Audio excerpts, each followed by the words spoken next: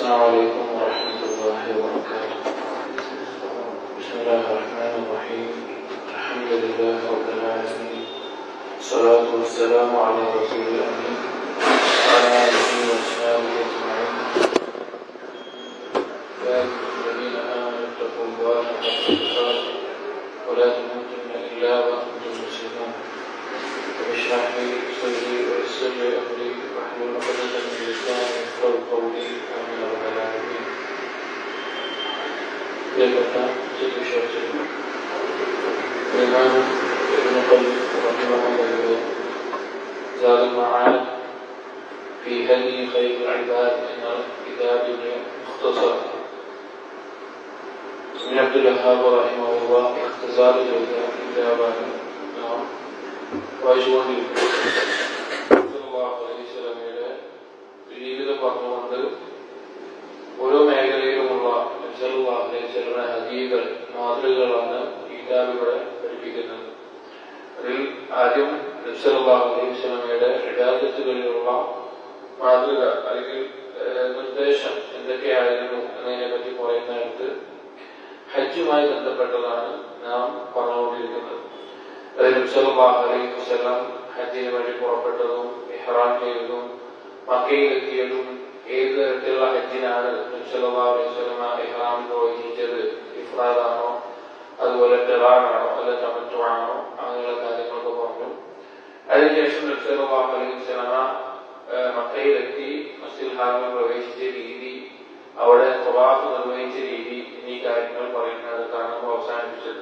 അവസാനം നമ്മൾ വായിച്ച വാചകം فلما فرغ صلى الله عليه وسلم من طوافه جاء إلى خلف المقام فقرأ واتخذوا من مقام إبراهيم مصلى.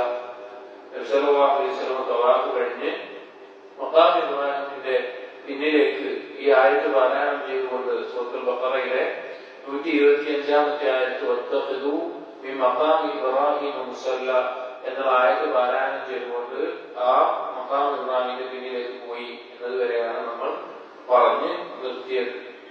അതിനുശേഷം പറഞ്ഞു ഫസല്ല റക്അതൈൻ വൽ മഖാം ബൈനഹു വബൈനൽ ബൈത്ത്. ആ മഖാം ഇബ്രാഹിം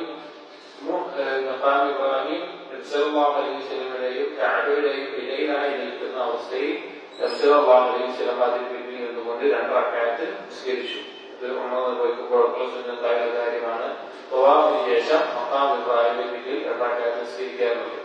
പിന്നെ പണ്ഡിതന്മാർ പറഞ്ഞു അത് കൂടി വിശാലമായിട്ടുള്ള കാര്യമാണ്. ഇനി അതിന് അവിടെ സ്ഥലമില്ല, തിരക്കോ മറ്റോ ആണെങ്കിൽ ഏത് ഭാഗത്ത് നിന്നും നിസ്കരിക്കാം. മഖാമിന്റെ ഭാഗത്താവട്ടെ, ഇനി മസ്ജിദുൽ ഹറമിന്റെ കെട്ടിടത്തിന്റെ 1ാമത്തെ നിലയിലോ 2ാമത്തെ നിലയിലോ ഏത് നിലയിലാവട്ടെ അതെല്ലാം ജായിസാണ് എന്ന് പണ്ഡിതന്മാർ പറഞ്ഞിട്ടുണ്ട്.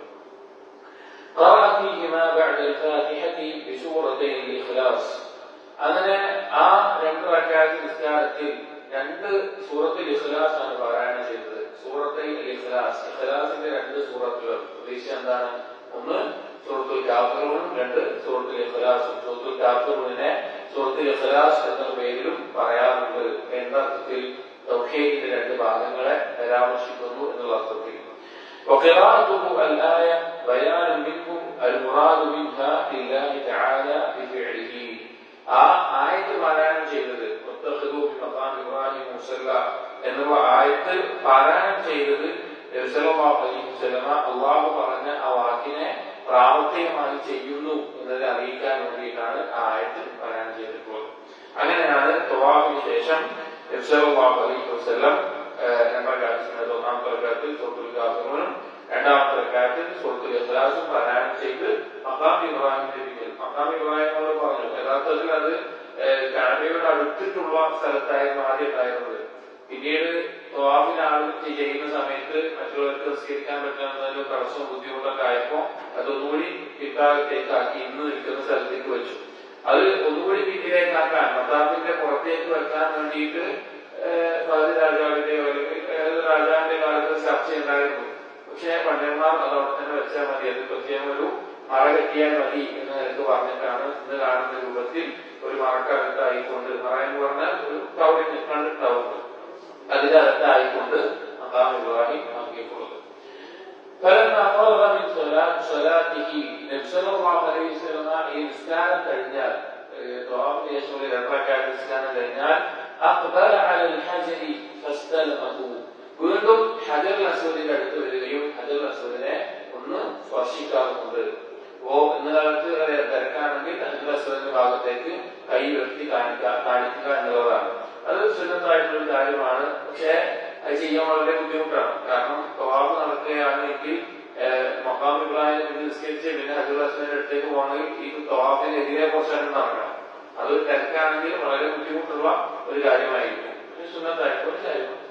ثم خرج الى الصفا من الباب الذي يقابله പിന്നീട് നബി സല്ലല്ലാഹു അലൈഹി വസല്ലം സഫയിലേക്ക് പുറപ്പെട്ടു.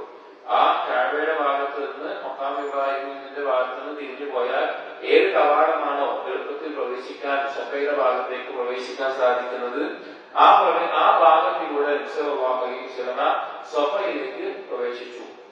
ഫലമ്മാ ദനാ മിൻഹു ഖറഅ ആ സഫയുടെ ഭാഗത്തേക്ക് അടുത്തു കഴിഞ്ഞാൽ നബി സല്ലല്ലാഹു അലൈഹി വസല്ലം പാരായണം ചെയ്യാറുണ്ടായിരുന്നു. ഇന്ന الصفا والمروة من شعائر الله فمن حج البيت أو اعتمر فلا جناح عليه أن يطوف بهما إن الصفا والمروة من شعائر الله സഫയും മർവയും അല്ലാഹുവിന്റെ ചിഹ്നങ്ങളിൽ അടയാളങ്ങളിൽപ്പെട്ടതാണ്. എന്താണ് സഫ എന്ന് പറഞ്ഞാൽ? സഫ എന്നത് ജബൽ അബീ ഖുബൈസിന്റെ ഭാഗമായിട്ടുള്ള ഉയർന്നു നിൽക്കുന്ന ഒരു പർവ്വതത്തിന്റെ ഭാഗമാണിത് സഫ എന്ന് പറയുന്നത്. യഥാർത്ഥത്തിൽ ജബൽ അബീ ഖുബൈസിന്റെ ഭാഗമാണ്. മർവ എന്ന് പറഞ്ഞാൽ ജബലു ഉഐനിആൻ എന്ന ജബലിന്റെ ഉയർന്ന ഭാഗമാണ് മർവ എന്ന് പറയുന്ന പ്രദേശം. ഈ സഫയുടെയും മർവയുടെയും ഇടയിൽ സഫയിൽ നിന്ന് മർവയിലേക്കും അവിടെ അങ്ങോട്ടും അവസാനം മർവയിൽ അവസാനിക്കുന്ന രീതിയിൽ 7 തവണ നടക്കുന്നതിനാണ് എന്ത് പറയുന്നത്? സഅയ് എന്ന് പറയുന്നത്. ഉംറയുടെ കർമ്മങ്ങളിൽപ്പെട്ട ഹജ്ജ് നിർവഹിക്കുമ്പോൾ ചെയ്യുന്ന സഅയ് എന്ന് പറയുന്നത് അതിനാണ്. ഈ ആയത്തിൽ നബി സല്ലല്ലാഹു അലൈഹി വസല്ലം സഫയിലേക്ക് സഅയ് ചെയ്യാൻ ആരംഭിക്കുന്നതിന് വേണ്ടി പോകുന്ന സമയത്ത് ഈ ആയത്ത് പാരായണം ചെയ്യാറുണ്ട്. ഇന്ന സ്വഫാ വൽ മർവത മിൻ ശഅഇരില്ലാ. ആയത്തിന്റെ തുടർച്ച എന്താണ്? ഫമൻ ഹജ്ജൽ ബൈത ഔ ഇഅ്തമറ ആരാണോ ഹജ്ജ് നിർവഹിക്കുന്നത് അല്ലെങ്കിൽ ഉംറ നിർവഹിക്കുന്നത് ഫലാ ജുനാഹ അലൈഹി അവരുടെ മേലെ കുറ്റമില്ല, ഒരു കുഴപ്പമില്ല, അയ്യത്തൗഫ ബിഹിമാ അതിനെ തവാഫ് ചെയ്യുന്നത് കൊണ്ട് അഥവാ സഅയ് ചെയ്യുന്നത് കൊണ്ട്. ഇവിടെ ആയത്തിൽ എന്തുകൊണ്ടാണ് ഒരു കുഴപ്പവുമില്ല എന്ന് പറയാൻ കാരണം അതിന് പിന്നിൽ ഒരു ചരിത്ര പശ്ചാത്തലമുണ്ട്. അതായത് ജാഹിലിയ്യ കാലഘട്ടത്തിൽ മുശ്രിക്കീങ്ങൾ എന്ത് ചെയ്യാറുണ്ട്? ഉംറയും ഹജ്ജും എല്ലാം നിർവഹിക്കാറുണ്ട്. പക്ഷെ മുശ്രിക്കീങ്ങൾ ഉംറയും ഹജ്ജും നിർവഹിക്കുമ്പോ സഫയുടെയും മർവയുടെയും ഇടയിൽ സഅയ് നടത്താറുണ്ട്. സഫയുടെ ഭാഗത്ത് അന്ന് അവരുടെ ഒരു ഇലാഹിന്റെ അവർ ആരാധിച്ചിരുന്ന ഒരു ഇലാഹിന്റെ വിഗ്രഹം ഉണ്ടായിരുന്നു. ഇസാഫ് എന്ന പേരുള്ള ഒരു വിഗ്രഹം. അതുപോലെ മർവയുടെ മേലെ മറ്റൊരു വിഗ്രഹം ഉണ്ടായിരുന്നു, നാഇല എന്ന പേരുള്ള ഒരു വിഗ്രഹം. അതേസമയം മദീനയിൽ നിന്ന് മറ്റും ഹജ്ജ് നിർവഹിക്കാൻ വരുന്ന ആളുകൾ അവർ ഹജ്ജ് നിർവഹിക്കാറുള്ളത് മനാത്ത് എന്ന ഇലാഹിന് വേണ്ടിയിട്ടാണ്. മനാത്ത് എന്ന ഇലാഹിന് വേണ്ടിയിട്ടാണ്. അതുകൊണ്ട് തന്നെ ഈ സഅയ് ചെയ്യുമ്പോൾ മുശ്രിക്കുകൾ എന്ത് ചെയ്യും? സഫയുടെ മേലെത്തി ഇസാഫിനെ ഒന്നിനെ തൊടും. അതുപോലെ തന്നെ മർവയുടെ മുകളിലെത്തിയാൽ നായിലയുടെ വിഗ്രഹത്തിനെ തൊടും. അങ്ങനെ ചെയ്യാറുണ്ട്. അപ്പൊ മദീനയിൽ വന്ന് മനാത്തിന് വേണ്ടി മദീനയിൽ നിന്ന് വന്ന് മനാത്തിന് വേണ്ടി ഹജ്ജ് നിർവഹിക്കുന്ന ആളുകളൊക്കെ ജാഹിലിയ്യ കാലഘട്ടത്തിൽ അവരെന്ത് ചെയ്യാറില്ല? തവാഫ് മാത്രമേ ചെയ്യുള്ളൂ, സഅയ് ചെയ്യില്ല. അത് പറയാനുള്ള കാരണം എന്താ വെച്ച് കഴിഞ്ഞാൽ ഞങ്ങൾ ചെയ്യുന്നത് ഞങ്ങൾ ആരാധിക്കുന്ന ആരെയാണ്? മനാത്തിനെയാണ്. അപ്പൊ ഇസാഫിനെയും നായിനെയും ആ ചെന്ന് പോയി ഇങ്ങനെ സ്പർശിക്കാൻ ആർക്കും ഇഷ്ടാവൂല, മനാത്തിന് ഇഷ്ടാവൂല. അതുകൊണ്ട് ഞങ്ങളുടെ ഹജ്ജിന് എന്ത് മതി, അല്ലെങ്കിൽ ഞങ്ങളുടെ ഉംറയ്ക്ക് എന്ത് മതി, തവാഫ് മാത്രം മതി എന്ന് അവർ ഒഴിവാക്കാറുണ്ട്. അപ്പൊ ഇസ്ലാം വന്നു കഴിഞ്ഞപ്പോൾ മുസ്ലിമീങ്ങളിൽ ചിലർക്ക് ഒരു ശക്തിണ്ടായി. അവർ തവാഫ് കഴിഞ്ഞ് സഅയ് ചെയ്യുന്ന സമയത്ത് അവർക്ക് വിഗ്രഹങ്ങളൊക്കെ മാറ്റിയിട്ടുണ്ടായിരുന്നു. പക്ഷെ സഅയ് ചെയ്യുന്ന സമയത്ത് അവർക്ക് ചില ആളുകൾക്ക് സംശയം, അവിടെ ഇസാഫും നായിലൊക്കെ ഉണ്ടായിരുന്നല്ലേ, മുശ്രിക്കുകൾ ചെയ്തിരുന്നല്ലേ, അതുപോലെ നമ്മൾ ചെയ്യേണ്ടതുണ്ടോ എന്നൊരു സംശയം. അതുപോലെ തന്നെ അവർ ചിലർ വിചാരിച്ചു മദീനത്ത് മനാത്തിന് വേണ്ടി ചെയ്ത ആളുകൾ ഇവിടെ ചെയ്യാറില്ല, സഅയ് ചെയ്യാറില്ല. അപ്പൊ അള്ളാഹ്ക്ക് വേണ്ടി ചെയ്യുന്ന നമ്മൾ ചെയ്യുന്നത് ശരിയാണോ എന്ന നിലക്ക് ചില ആളുകൾ അതിന് വിധി നിൽക്കുന്ന അവസ്ഥയുണ്ടായി. ആ വിഷയത്തിലാണ് ഈ ആയത്ത് ഇറങ്ങിയത്. തവാഫ് ചെയ്യുന്നത് കൊണ്ട് എന്തില്ല, ഒരു കുഴപ്പവുമില്ല എന്ന് പറഞ്ഞുകൊണ്ട് ആയത്ത് ഇറങ്ങാനുള്ള കാരണം അതാണ്. സഅയ് നിർബന്ധമായിരുന്ന കാര്യമാണ്. ഈ ആയത്ത് ഭാഗമായി നോക്കിക്കഴിഞ്ഞാൽ ചെയ്താലും കുഴപ്പമില്ല, ചെയ്തില്ലെങ്കിലും കുഴപ്പമില്ല എന്ന നിലക്കാണ് തോന്നുക. ആയിഷയോട് ചോദിക്കുന്നുണ്ട്, ഈ ആയത്ത് പാരായണം ചെയ്തിട്ട് ആയിഷയോട് ചോദിക്കുന്നത് അപ്പൊ സഅയ് നിർബന്ധമല്ല അല്ലെ വേണമെങ്കിൽ ചെയ്താൽ മതിയില്ലേ എന്ന് ചോദിക്കുന്നത്. അപ്പോഴാണ് ആയിഷ റളിയല്ലാഹു അൻഹ ഈ ആയത്ത് അറിഞ്ഞാലുള്ള കാരണവും സന്ദർഭവും എല്ലാം വിശദീകരിച്ചു കൊടുക്കുന്നത്. അതുകൊണ്ടാണ് അങ്ങനെ പറഞ്ഞിട്ടുള്ളത്. ആ സഫാ മർവയിലുള്ള സഅയിന്റെ യഥാർത്ഥ ഉദ്ദേശം എന്താണ്? ഹജ്ജിന്റെ കർമ്മങ്ങളെല്ലാം ഭൂരിഭാഗവും എന്താണ് ഇബ്രാഹിം നബി അലൈഹി ഇസ്ലാമിന്റെ ചരിത്രവുമായി ബന്ധപ്പെട്ട് കിടക്കുന്ന കാര്യങ്ങളാണ്. അത് ഒരുപാട് കാര്യങ്ങൾ. അപ്പൊ സഅയി എന്ന് പറഞ്ഞാൽ എന്താണ്? ഹാജർ അലൈഹിസ്സലാം വെള്ളത്തിന് വേണ്ടി സഫയിൽ നിന്നും മറവയിലേക്കും മറയിൽ നിന്നും സഫയിലേക്കും അങ്ങോട്ടും ഇങ്ങോട്ടും ഓടിയതിന്റെ ഓർമ്മയായിട്ട് അല്ലാഹു തആല സംസം നൽകാനുള്ള കാരണം, അതുപോലെ അല്ലാഹുവിന്റെ സഹായം, അതിനൊക്കെ ഓർമ്മിക്കാൻ വേണ്ടിയിട്ടാണ് സഅയി നിർവഹിക്കുന്നത്. അപ്പോ ഈ ആയത്ത് പാരായണം ചെയ്തുകൊണ്ടാണ് നബി സല്ലല്ലാഹു അലൈഹി വസല്ലമ സഫയിലേക്ക് കയറാറുള്ളത്. എന്നിട്ട് അതോടൊപ്പം പറയാറുണ്ടായിരുന്നു അബ്ദഉ ബിമാ ബദഅ അല്ലാഹു ബിഹി, അബ്ദഉ ബിമാ ബദഅ അല്ലാഹു ബിഹി, അബ്ദഉ ഞാൻ ആരംഭിക്കുന്നു ബിമാ ബദഅ അല്ലാഹു ബിഹി, അല്ലാഹു എന്തുകൊണ്ടാണ് ആരംഭിച്ചത് അതുകൊണ്ട്. വേറെ ചില വാക്യത്തിൽ കാണാം ഇബ്ദഉ ബിമാ ബദഅ അല്ലാഹു ബിഹി, അല്ലാഹു എന്തുകൊണ്ടാണോ ആരംഭിച്ചത് അതുകൊണ്ട് നിങ്ങളും ആരംഭിക്കുക എന്ന് പറഞ്ഞത് കാണാം. എന്താണ് ഉദ്ദേശം? അല്ലാഹു തആല ഖുർആനിലെ ആയത്തിൽ ആദ്യം പറഞ്ഞാൽ സഫയാണോ മർവയാണോ? ഇന്ന സഫ വൽ മർവത. അതുകൊണ്ട് ഞാൻ ആദ്യം അല്ലാഹു ആരംഭിച്ചതുപോലെ സഫയിൽ നിന്നാണ് സഅയി ആരംഭിക്കുന്നത് എന്നാണ് നബി സല്ലല്ലാഹു അലൈഹി വസല്ലമ ആ സമയത്ത് പറയാറുണ്ടായിരുന്നത്. അപ്പൊ അങ്ങനെയാണ് തവാഫ് കഴിഞ്ഞു, മഖാം ഇബ്രാഹിമിന്റെ നിസ്കാരം കഴിഞ്ഞു, അതിനുശേഷം നബി സല്ലല്ലാഹു അലൈഹി വസല്ലം സഅയിന് വേണ്ടി പോയി. وللنسائي يبدأوا على الأمر. النسائي رواية يبدأوا നിങ്ങൾ ആരംഭിക്കുക എന്ന രീതിയിൽ കാണാം. ثم بقي عليه حتى رأى البيت.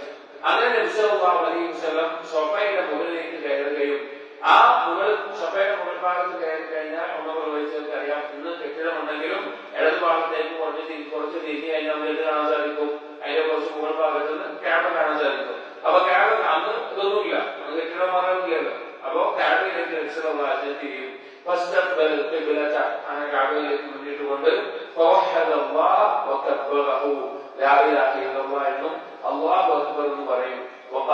എന്നിട്ട് അവിടുന്ന് പറയാറുണ്ട് لا إله إلا الله وحده لا شريك له له الملك وله الحمد وهو على كل شيء قدير لا إله إلا الله وحده أنجز وعده ونصر عبده وهزم الأحزاب وحده لا إله إلا الله وحده لا شريك له وهو على كل شيء قدير وليه الله ذكر പറഞ്ഞതിന് ശേഷം സല്ലല്ലാഹു അലൈഹി വസല്ലം പറയും لا إله إلا الله وحده അല്ലാഹു ഏകനാണ്, അവരൊരു പങ്കുകാരനുമില്ല. أنجز وعده അവൻ വാഗ്ദാനം പൂർത്തീകരിക്കുന്നവനാണ്. ونصر عبده അടിമയെ സഹായിച്ചവനാണ്. وهزم الأحزاب وحده ഒറ്റയ്ക്ക് അഹ്സാബിനെ യുദ്ധസംഘങ്ങളെ തുരത്തി ഓടിച്ചവനാണ്, തകർത്തവനാണ് എന്നുള്ള ഈ ദിക്ർ പറയാറുണ്ട്. ثم دعا بين ذلك قال مثل هذا ثلاث مرات. മൂന്ന് തവണ ഈ ദുആ നബി സല്ലല്ലാഹു അലൈഹി വസല്ലം സഫയുടെ മുകളിൽ കയറിക്കൊണ്ട് കഅബയിലേക്ക് തിരിഞ്ഞുകൊണ്ട് മൂന്ന് തവണ ആവർത്തിച്ച് പറയാറുണ്ട്. ആ ഓരോ തവണയുടെയും ഇടയിൽ ധാരാളമായി നബി സല്ലല്ലാഹു അലൈഹി വസല്ലം ദുആ ചെയ്യാറും ഉണ്ടായിരുന്നു. ഇതാണ് അടുത്തതായി ചെയ്തിരുന്ന കാര്യം. ثم نزل صلى الله عليه وسلم الى المروه يمشي. പിന്നീട് സഫയുടെ മുകളിൽ നിന്ന്, അതായത് നബി സല്ലല്ലാഹു അലൈഹി വസല്ലം ഉംറയോ ഹജ്ജോ നിർവഹിക്കുന്ന സമയത്ത് ഇന്ന് മസ്ജിദുൽ ഹറമുള്ള പോലെയല്ല. അവിടെ എന്താണ് കെട്ടിടമോ അല്ലെങ്കിൽ നമുക്ക് കൂടുതൽ AC നല്ല സുഖമായിട്ട് ഉയർന്നു കയറി പോകേണ്ട അവസ്ഥയില്ലാത്ത രീതിയിൽ നല്ല രീതിയിൽ ചെയ്യാൻ പറ്റും. അന്നെന്താണ് പർവ്വതം തന്നെയാണ്, അതിന്റെ മുകളിൽ കയറിയിട്ടാണ് അവിടെ ഇറങ്ങിയിട്ട് ചെയ്യാറുള്ളത്. ഇന്ന് തന്നെ നമ്മൾ സഅയി ചെയ്ത് കഴിഞ്ഞാൽ കുറച്ച് ചെയ്യണോ കാലുവേദനയൊക്കെ അതാവും. അന്ന് അത്രയും ബുദ്ധിമുട്ടുള്ള കാര്യമാണ്. കാരണം ഈ സഫയുടെ മുകളിൽ കയറുക, അവിടെ ഇറങ്ങുക, നടക്കുക, അപ്പുറത്തെ മറുപടി എത്തുക എന്നുള്ളതല്ല. അപ്പോ ആ സഫയുടെ മുകളിൽ നിന്ന് ഇറങ്ങി ഇങ്ങോട്ട് നടക്കാവും, മറുപടിയുടെ ഭാഗത്തേക്ക് നടക്കും.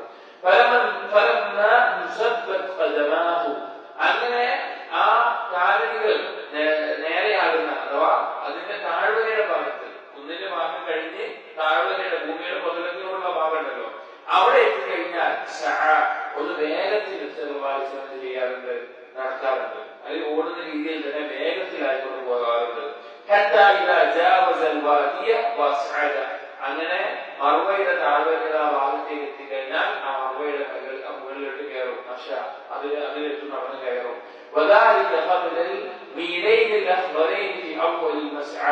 والظاهر أن الوادي لم يتغير عن وضعه.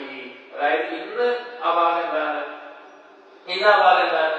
ഈ പച്ച നിറത്തിൽ ഒരടയാളം വെച്ചിട്ടുണ്ടാകും. ആ പച്ച നിറത്തിലേക്ക് വെച്ചിരുന്നത് കാണാം.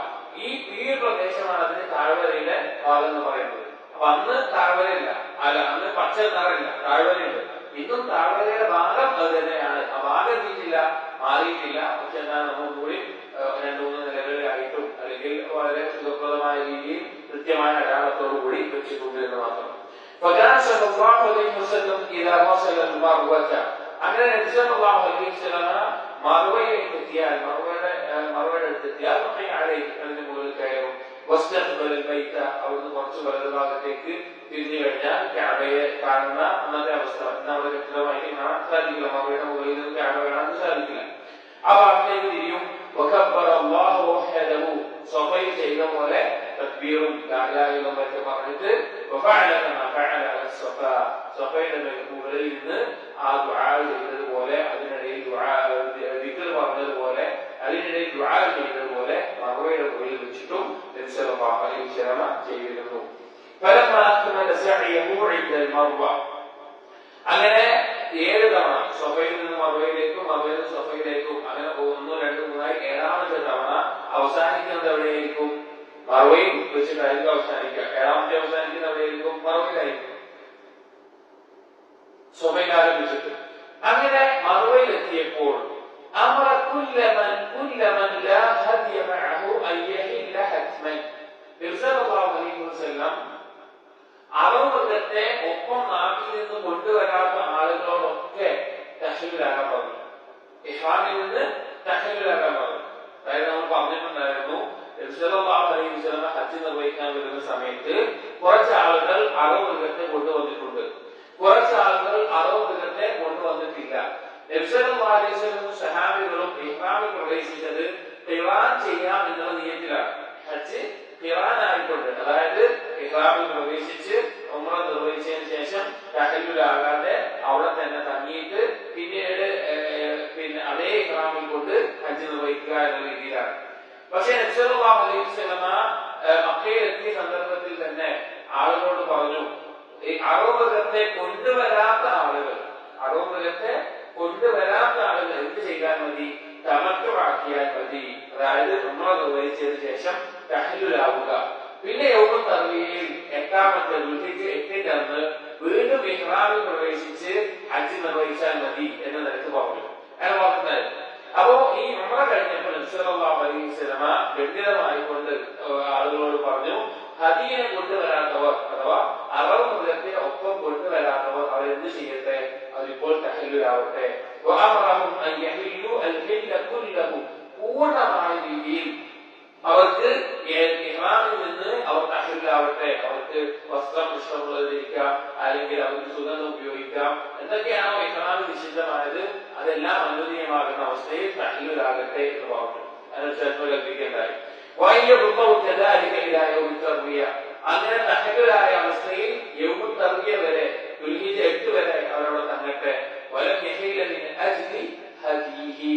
നബി സല്ലല്ലാഹു അലൈഹി വസല്ലം പക്ഷെ എന്ത് ചെയ്തിട്ടില്ല? തഹല്ലുലായിട്ടില്ല. നബി സല്ലല്ലാഹു അലൈഹി വസല്ലം ഹജ്ജ് നിർവഹിച്ചത് ഖിറാൻ ആയിക്കൊണ്ടാണ്. പക്ഷെ നബി സല്ലല്ലാഹു അലൈഹി വസല്ലം സഹാബികളോട് പറഞ്ഞത് എന്താണ്? തമത്തുആയി ചെയ്താൽ മതി എന്നാണ്.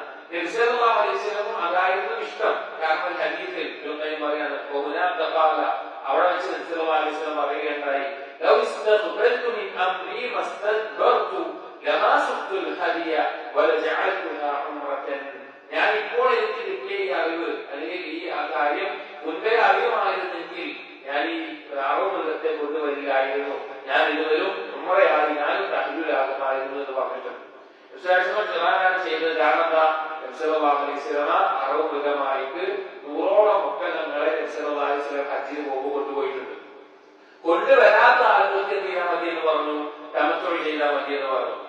പറയും, ഞാൻ ഈ മൃഗങ്ങളെ കൊണ്ടുവന്നുകൊണ്ടാണ് എന്ത് ചെയ്യാത്തത്? തഹല്ലുലാകാതെ ഖിറാൻ ചെയ്യുന്നത്. അല്ലെങ്കിൽ ഞാൻ എന്ത് ചെയ്യുമായിരുന്നു? തമത്തുഅ ചെയ്യുമായിരുന്നു എന്ന്. ഈ ഒരു ഹദീസൊക്കെ തമത്തുഅാണ് അഫ്ളൽ എന്ന് പറഞ്ഞിട്ടുള്ള പണ്ഡിതന്മാർ തെളിവെടുക്കുന്ന കാര്യമാണ്. هناك دعاء للمحلقين بالمغفرة 3 وللمقصرين مرة. അവിടെ വെച്ച് ഉംറ ഉംറ നിർവഹിച്ച ആളുകളുണ്ടല്ലോ, തഹല്ലുലായല്ലോ. തഹല്ലുലാകുമ്പോൾ ചെയ്യുന്ന കാര്യം എന്താ? മുടി വടിക്കണം അല്ലെങ്കിൽ എന്ത് ചെയ്യണം? വെക്കണം. അവിടെ വെച്ച് നബി സല്ലല്ലാഹു അലൈഹി വസല്ലമ മുടി പൂർണ്ണമായും വടിച്ച ആളുകൾക്ക് വേണ്ടി 3 തവണ അവർക്ക് കാരുണ്യത്തിന് വേണ്ടി ദുആ ചെയ്തു. എന്നാൽ വെട്ടിയ ആളുകളുണ്ടായിരുന്നു, വെട്ടൽ അനുവദനീയമാണ്. വെട്ടിയ ആളുകൾക്ക് 1 തവണ കാരുണ്യത്തിന് വേണ്ടി പ്രാർത്ഥിച്ചു. അതിൽ നിന്ന് എന്ത് മനസ്സിലാക്കാം? മുടി തഹല്ലുലാകാൻ വെട്ടുന്നതിനേക്കാൾ അഫ്ളൽ എന്താണ്? വടിക്കുക എന്നുള്ളതാണ് ഏറ്റവും അഫ്ളലായിട്ടുള്ളത്. وأما نساؤه صلى الله عليه وسلم رضي الله عنهم فأحللنا. നബി സല്ലല്ലാഹു അലൈഹി വസല്ലം പത്നിമാരും അവരെന്ത് ചെയ്തു? അവരും തഹല്ലുലായി. അവരും തഹല്ലുലായി. വകുന്ന ഖാലിനാത്തിൻ, അവർ ഖിറാൻ ചെയ്യാൻ വേണ്ടിയിട്ടാണ് ഉദ്ദേശിക്കുന്നത്.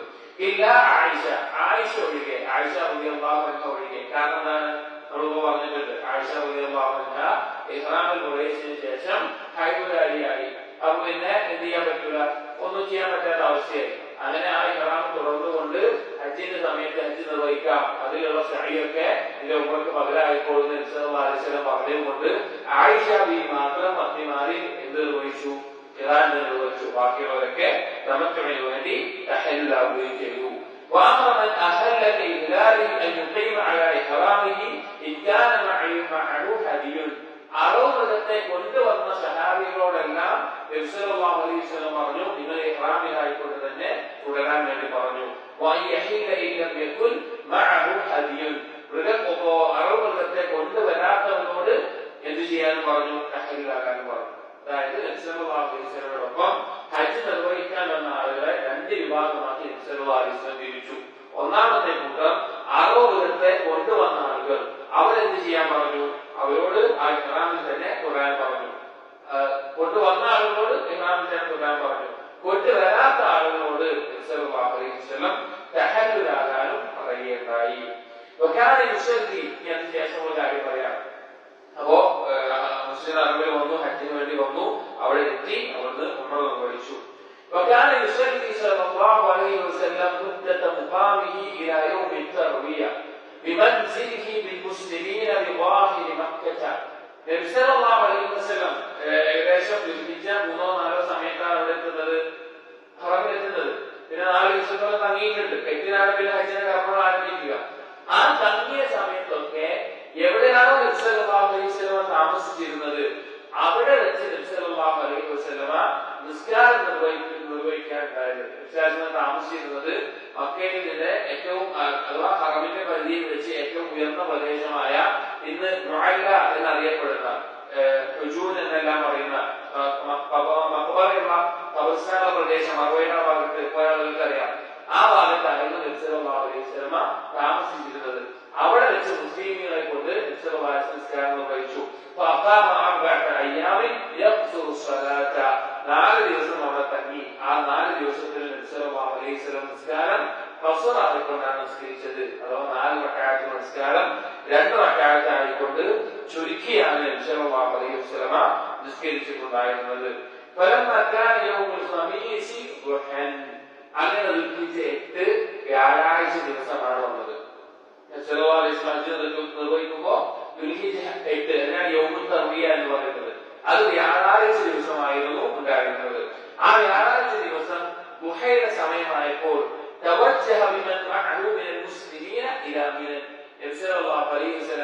മുസ്ലിമീങ്ങളെ കൊണ്ട് മിനയുടെ ഭാഗത്തേക്ക് പോയി, മിനയിലേക്ക് പോയി.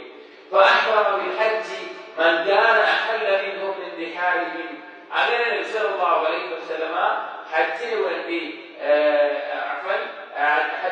ഇഹ്റാമിൽ പ്രവേശിച്ചു. ആര്? നേരത്തെ തഹല്ലുലായ ആളുകളുണ്ടല്ലോ, 2 കൂട്ടം സ്ഥാനങ്ങൾ തിരിഞ്ഞിട്ടുണ്ട്. ഒരു കൂട്ടം ഇഹ്റാമിലായിക്കൊണ്ട് തുടർന്നു വന്നിട്ടുണ്ട്, ഹദീനെ കൊണ്ടുവന്ന ആളുകൾ. കൊണ്ടുവരാത്ത ആളുകൾ ഉംറയ്ക്ക് ശേഷം തഹല്ലുലായിട്ടുണ്ട്. അവർ തഹല്ലുലായ ആളുകൾ അവരുടെ ടെന്റിൽ വെച്ച് തന്നെ, അവർ താമസിക്കുന്ന സ്ഥലത്ത് വെച്ച് തന്നെ അവരെന്ത് ചെയ്തു? ഇഹ്റാമിൽ പ്രവേശിച്ചു. അവർ ഇഹ്റാമിൽ പ്രവേശിക്കാൻ വേണ്ടി എങ്ങോട്ട് പോയില്ല? മസ്ജിദുൽ ഹറമിലേക്ക് പോയില്ല. കാരണം എന്താ വെച്ചാൽ ചില ആളുകൾ തമത്തുഅ ചെയ്യുന്ന ആളുകൾ അവർ ഇഹ്റാം പ്രവേശിക്കേണ്ടത് കഅബയുടെ ഭാഗത്ത് വെള്ളം ചാടാനുള്ള ഭാഗമുണ്ടല്ലോ, അതിന്റെ ഭാഗത്താണ് ഇഹ്റാമിൽ പ്രവേശിക്കാൻ നിയ്യത്ത് വെക്കേണ്ടത്. അല്ലെങ്കിൽ മസ്ജിദിന്റെ അടുത്ത് വെച്ചിട്ടാണ് ഇഹ്റാമിൽ പ്രവേശിക്കേണ്ടത് എന്ന ധാരണയും ചെയ്യാറുണ്ട്. അതായത് ഹജ്ജിന് വേണ്ടി തർവിയയിൽ. പക്ഷെ അങ്ങനെ ചെയ്താൽ മതി. അങ്ങനെയാണ് ചെയ്തത്. അവർ ഇഹ്റാമിൽ പ്രവേശിച്ചത് മക്ക അവരുടെ പിന്നിലാകുന്ന അവസ്ഥയിലാണ്. മക്കയിൽ നിന്ന് മാറി നിന്നതോ കഅബയുടെയും ഹറമിന്റെയും പ്രദേശത്തിൽ നിന്ന് മാറിയിട്ടുള്ള ഭാഗത്താണ് അവർ ഇഹ്റാമിൽ പ്രവേശിച്ചത്. അങ്ങനെ മിനയിലെത്തിയപ്പോൾ അവിടെ വെച്ച് നിസ്കരിക്കുകയുണ്ടായി. അതുപോലെ തന്നെ അവിടെ വെച്ച് അന്ന് രാത്രി തങ്ങുകയും ചെയ്തു. മിനയിൽ തങ്ങുകയും ചെയ്തു. ഇത് സുന്നത്തെ കിതാബുകളിൽ ഇതിന്റെ ഓരോ വശങ്ങളും മസ്അലകളും കൂടുതൽ ആഴത്തിൽ പറയും.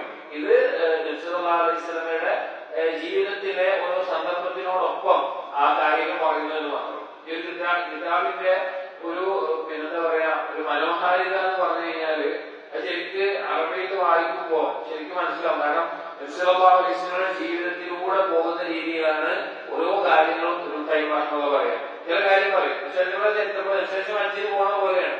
ഇത് ഏത് പണ്ഡിതൻ ഓർമ്മയില്ല, ഇന്ത്യക്കാരനായിട്ടുള്ള പണ്ഡിതൻ ജയിലിൽ കിടന്ന സന്ദർഭത്തിൽ ഒരുപാട് കാലം ജയിലിൽ കിടക്കേണ്ടി വന്നു.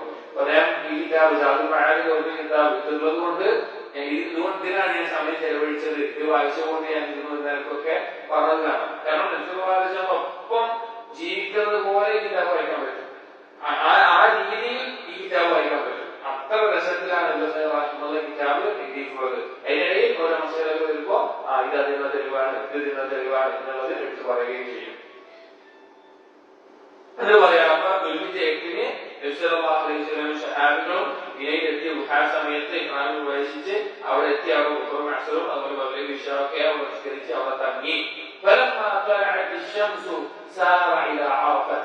അങ്ങനെ ദുൽഹിജ്ജ 9 സൂര്യൻ ഉദിച്ചു കഴിഞ്ഞപ്പോൾ എങ്ങോട്ട് സഞ്ചരിച്ചു? എങ്ങോട്ട് പോയി? അറഫയിലേക്ക് പോയി. അറഫയുടെ പ്രദേശത്തേക്ക് പോയി.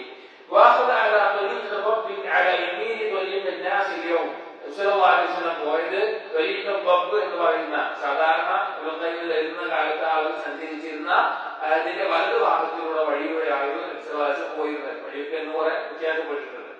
وكان من الصحابة رضي الله عنهم الملبي ومنهم المكبر وهو يسمع ولا ينكر. صلى الله عليه وسلم ഇഹ്റാമിൽ ഹജ്ജിന് വേണ്ടി നിർവഹിക്കുന്ന ഹജ്ജിന്റെ കർമ്മങ്ങളിൽ പ്രവേശിച്ചിട്ടുള്ള സഹാബികൾ ചില ആളുകൾ തൽബിയത്ത് ചെല്ലാറുണ്ടായിരുന്നു. പറയാറുണ്ട്. ചില ആളുകൾ അല്ലാഹു അക്ബർ അല്ലാഹു അക്ബർ തക്ബീർ മുഴക്കാറുണ്ട്. കാരണം ദുൽഹിജ്ജയുടെ സമയമാണ്. അപ്പൊ ഇത് രണ്ടും നബി സല്ലല്ലാഹു അലൈഹി വസല്ലം കേട്ടിട്ടും രണ്ടിനെയും ചെയ്തിട്ടില്ല, എതിർത്തിട്ടില്ല. ഇത് എന്തിനുള്ള തെളിവാണ്? ഹജ്ജിന് വേണ്ടി നിർവഹിക്കുന്ന കർമ്മങ്ങൾക്കിടയിൽ തൽബിയത്തിനോടൊപ്പം തന്നെ തക്ബീർ പറയൽ അനുവദനീയമാണ്. രണ്ടും കൂടി മാറി മാറി പറയൽ അനുവദനീയമാണ് എന്ന് അറിയിക്കുന്ന ഒരു കാര്യമാണ്.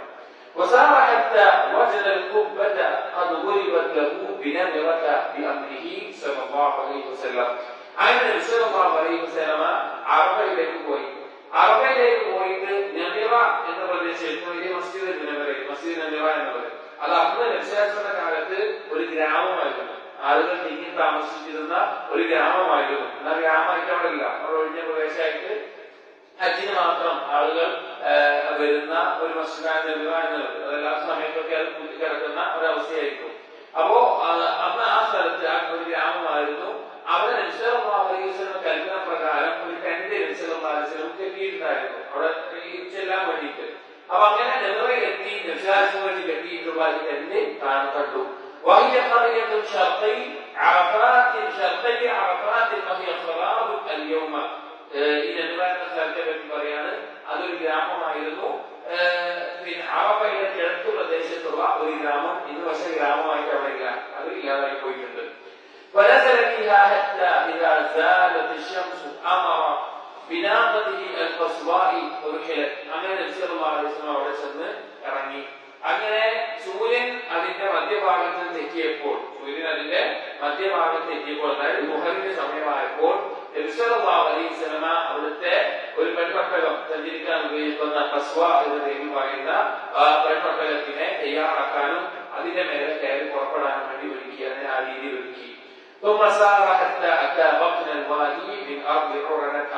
അങ്ങനെ ആ ഒട്ടകപ്പുറത്തിന് ശേഷം പോയിട്ട് അതിന് കുറച്ചപ്പുറത്തുള്ള ഒരു താഴ്വര പോലെ പ്രദേശം പ്രദേശമായിട്ടുള്ള ഒറന എന്നുള്ള പ്രദേശത്ത് നബി സല്ലല്ലാഹു അലൈഹി വസല്ലമ എത്തി. ഒട്ടകപ്പുറത്താണ് നബി സല്ലല്ലാഹു അലൈഹി വസല്ലമ അവിടെ ചെന്നെത്തിയത്. മുസ്ലിമീങ്ങൾ എല്ലാവരും ഒപ്പമുണ്ട്. നബി സല്ലല്ലാഹു അലൈഹി വസല്ലമ അവിടെ നിൽക്കുകയാണ്. فخطب الناس وهو على راحلته خطبة عظيمة. അവിടെ വെച്ച് ആ ഒട്ടകപ്പുറത്ത് ഇരുന്നുകൊണ്ട് നബി സല്ലല്ലാഹു അലൈഹി വസല്ലമ ഒരു മഹത്തായ ഖുതുബ നിർവഹിച്ചു. ഹജ്ജത്തുൽ വദാഇൽ ഖുതുബ എന്ന് നമ്മൾ പറയുന്ന ആ ഖുതുബ, അറഫ ഖുതുബ എന്നുള്ളത് അവിടെ വെച്ച് നിർവഹിച്ചു.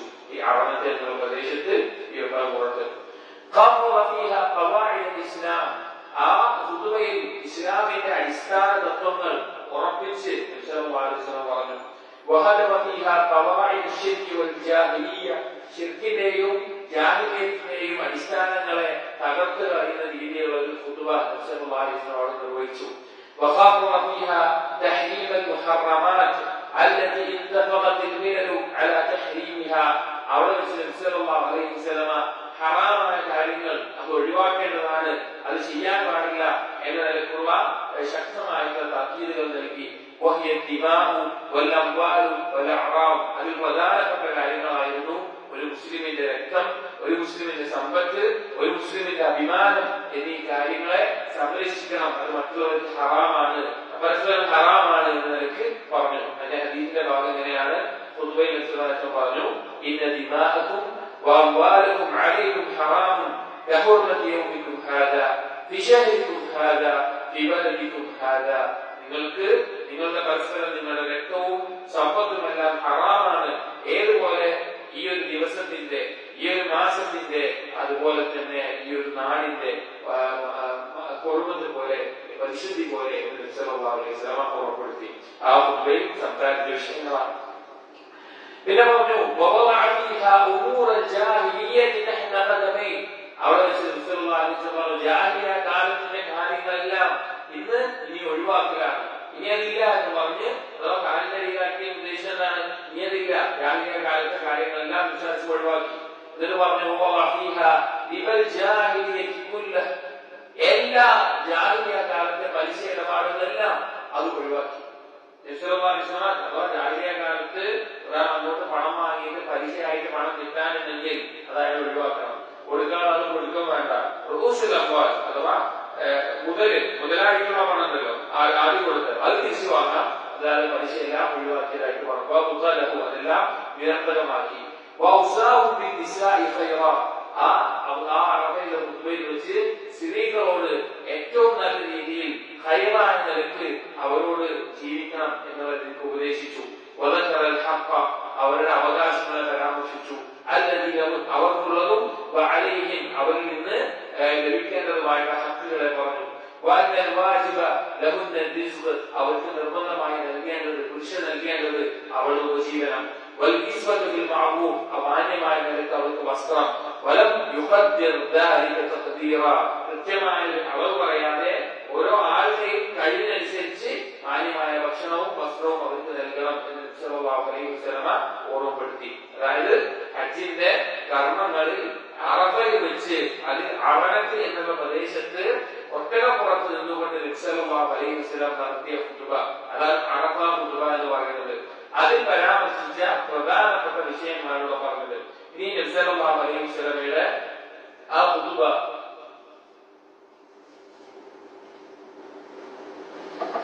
സഹീഹ് മുസ്ലിമിന്റെ റിവായത്തിൽ വന്നിട്ടുള്ള ഖുതുബയുടെ ഭാഗം ഒന്ന് വായിക്കാം. നബി സല്ലല്ലാഹു അലൈഹി വസല്ലം ഖുതുബയിൽ വെച്ച് പറഞ്ഞു, അലാ കുല്ലു ശൈഇൻ മിൻ അംരിൽ ജാഹിലിയ്യ തഹ്ത ഖദമയ്യ മൗദൂഉൻ. എല്ലാ ജാഹിലിയ്യത്തിന്റെ കാര്യങ്ങളും ഇന്ന് ഇവിടെ കുഴിച്ചു മൂടുക. ഇനി ഒന്നുമില്ല, അങ്ങോട്ടും ഇങ്ങോട്ടും ഒന്നുമില്ല. വദിമാഉൽ ജാഹിലിയ്യത്തി മൗദൂഅത്തുൻ.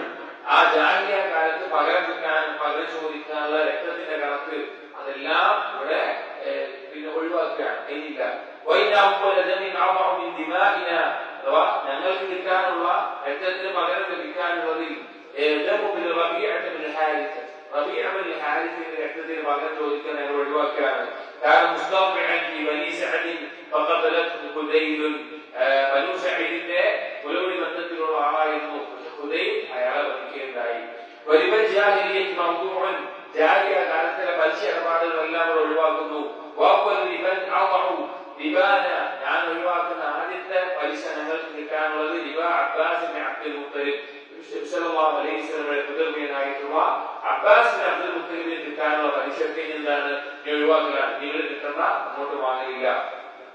ഫൈനഹു മൗദൂഉൻ കുല്ലുഹു അതെല്ലാം ഇവിടെ ഒഴിവാക്കുന്നു.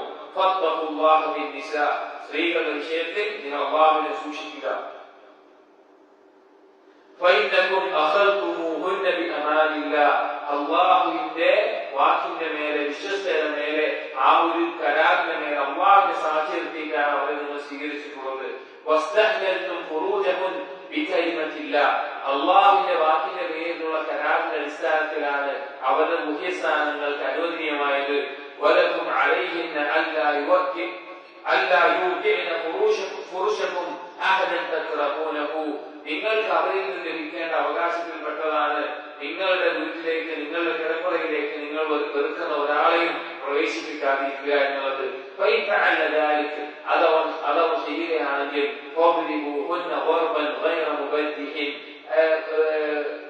മുറിയാകാത്ത രീതിയിൽ അവരെ നിങ്ങൾക്ക് അടിക്കാവുന്നതാണ്. അവർക്ക് നിങ്ങളിൽ നിന്ന് ലഭിക്കേണ്ട അവകാശം അവരുടെ ഉപജീവനമാണ്. അവർക്ക് മാന്യമായ നിലക്കുള്ള വസ്ത്രവുമാണ് അവർക്ക് ലഭിക്കേണ്ടത് എന്ന് നബി സല്ലല്ലാഹു അലൈഹി വസല്ലം പറയുകയുണ്ടായി. ഇതെല്ലാം ആ റഫീഖ ഖുതുബയിൽ വെച്ച് പറഞ്ഞ വാക്കുകളാണ്. എന്നിട്ട് പറയാണ് إذا أدخلن إلى بيوتهن من يكرهه أزواجهن ഭർത്താക്കന്മാർക്ക് അവർക്ക് അനുവദനീയമാക്കി ഭാര്യമാരെ അയക്കുക എന്നുള്ളത് ഏത് സന്ദർഭത്തിൽ അവരുടെ വീട്ടിലേക്ക് അവർക്ക് ഇഷ്ടമില്ലാത്തവർ ഭർത്താവിന് ഇഷ്ടമില്ലാത്ത ഒരാളെ പ്രവേശിപ്പിച്ചു കഴിഞ്ഞാൽ അതിനുവേണ്ടി അടിക്കൽ അനുവദനീയമാണ്. മുറിവേൽക്കാത്ത രീതിയിലുള്ള അടി അതിന് വേണ്ടി അടിക്കൽ അനുവദനീയമാണ് എന്ന് സല്ലല്ലാഹു അലൈഹി വസല്ലം പറയുകയുണ്ടായി. وأوصى الأمة فيها بالاعتصام بكتاب الله. ആ ഖുതുബയിൽ വെച്ച് സല്ലല്ലാഹു അലൈഹി വസല്ലം പറഞ്ഞ അടുത്ത കാര്യങ്ങൾ അല്ലാഹുവിന്റെ കിതാബിനോട് ഇഅ്തിസാം അതിനെ മുറുകെ പിടിക്കുക. അല്ലാഹുവിന്റെ കിതാബ് ഖുർആനിനെ മുറുകെ പിടിക്കാൻ വേണ്ടി സല്ലല്ലാഹു അലൈഹി വസല്ലം വസിയത്ത് ചെയ്തു. ഖുർആൻ എന്ന് പറഞ്ഞാൽ ഖുർആനും കിതാബില്ലാതെ ഉദ്ദേശിക്കുന്നത് ഖുർആനും എന്തുമാണ്? ഹദീസുമാണ്. കാരണം സല്ലല്ലാഹു അലൈഹി വസല്ലം പറഞ്ഞിട്ടുണ്ട് ഖുർആനിന്റെ വിശദീകരണമായിട്ടുള്ള ഹദീസ് എന്നത് രണ്ടും ദിക്റാണ്, സംശയം. എന്ന് പറഞ്ഞു വാഖബറ അന്നഹും ലൻ യദില്ലു മാ ദാമു മുഅത്തസിമീന ബിഹി. ആരാണോ ഈ കിതാബിനെ മുറുകെ പിടിക്കുന്നത് അവരൊരിക്കലും കഴിച്ചു പോവുകയില്ല, അവരൊരിക്കലും തെറ്റിപ്പോവുകയില്ല എന്ന് സല്ലല്ലാഹു അലൈഹി വസല്ലം അറിയിച്ചു. ഇത് നമ്മൾ വളരെയധികം ശ്രദ്ധിക്കേണ്ട ഒരു കാര്യമാണ്. നമുക്ക് ദീനിൽ ഉറച്ചു നിൽക്കണമെങ്കിൽ ഖുർആനിനെയും അതിന്റെ വിശദീകരണമായ ഹദീസുകളെയും മുറുകെ പിടിച്ചാലല്ലാതെ അല്ലാഹുവിന്റെ ദീനിൽ ഉറച്ചു നിൽക്കാൻ സാധിക്കില്ല. അതുകൊണ്ടാകാം അതിനാണ് മുറുകെ പിടിക്കുന്നത്, അവരെന്നും സുരക്ഷിതരായിരിക്കും. അത് ഇത്രയും കാര്യങ്ങൾ പറഞ്ഞു. പിന്നെ നബി സല്ലല്ലാഹു അലൈഹി വസല്ലം പറഞ്ഞു ثم أخبرهم أنهم مسؤولون عنه. പിന്നെ നബി സല്ലല്ലാഹു അലൈഹി വസല്ലം സ്വഹാബികളെ അറിയിച്ചു നിങ്ങൾ എന്നെ കുറിച്ച് ചോദിക്കപ്പെടുന്നവരാണ്. അഥവാ നബി സല്ലല്ലാഹു അലൈഹി വസല്ലം നിങ്ങളോടുള്ള കടമ നിർവഹിച്ചോ, നിങ്ങൾക്ക് എത്തിച്ചു തന്നോ എന്ന് ചോദിക്കും. നാളെ ഭഗവത് വിചാരണയുടെ രീതികളിൽപ്പെട്ട ഒന്നാണ് ഓരോ നബിമാരെയും അവരുടെ ഉമ്മത്തിനെയും കൊണ്ടുവരും. ഇവരുടെ ഉമ്മത്തിനോട് ചോദിക്കും നിങ്ങൾക്ക് വന്ന റസൂൽ നിങ്ങൾ അറിയിച്ചു തന്നോ, റസൂലിനോട് ചോദിക്കും നിങ്ങൾ അവർക്ക് എത്തിച്ചു കൊടുത്തോ എന്നുള്ളത്. അതുപോലെ നബി സല്ലല്ലാഹു അലൈഹി വസല്ലമയെ പറ്റി നമ്മളോട് ചോദിക്കപ്പെടും നമ്മൾ എന്ന് നബി സല്ലല്ലാഹു അലൈഹി വസല്ലം സ്വഹാബികളെ അറിയിക്കുകയാണ്. നിങ്ങളോട് എന്നെ കുറിച്ച് ചോദിക്കും, നിങ്ങൾ എന്താണ് പറയുക ചോദിച്ചു. എന്നിട്ട് പറഞ്ഞു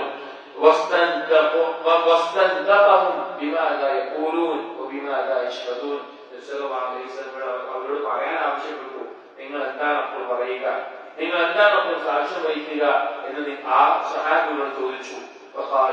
സ്വഹാബികൾ പറഞ്ഞു നശ്ഹദു അന്നക ഖദ് ബല്ലഗ്ത വഅദ്ദൈത വനസഹത.